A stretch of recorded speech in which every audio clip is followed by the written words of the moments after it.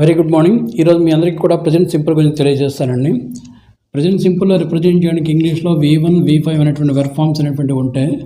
ఒక route verb go అనేటువంటి తీసుకుంటే V5 ఫామ్ అనేటువంటిది ఏంటండి అంటే గోస్ అంటే వెళ్తాడు, వెళ్తుందని అర్థాన్ని ఇస్తుంది. ఇప్పుడు నేను వెళ్తాను అంటే ఐ గో అని చెప్పాలి.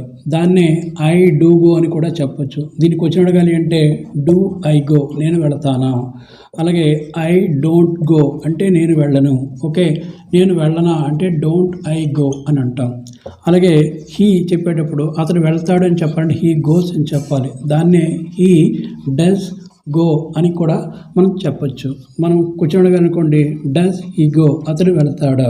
అలాగే హీ డజంట్ గో అంటే అతను వెళ్ళడు. సో డజంట్ హీ గో అంటే అతను వెళ్ళడా, డజంట్ హీ గో అతను వెళ్ళడా. ఈ విధంగా మనం ప్రజెంట్ సింపుల్ని చెప్పవలసి ఉంటుంది. ఎస్.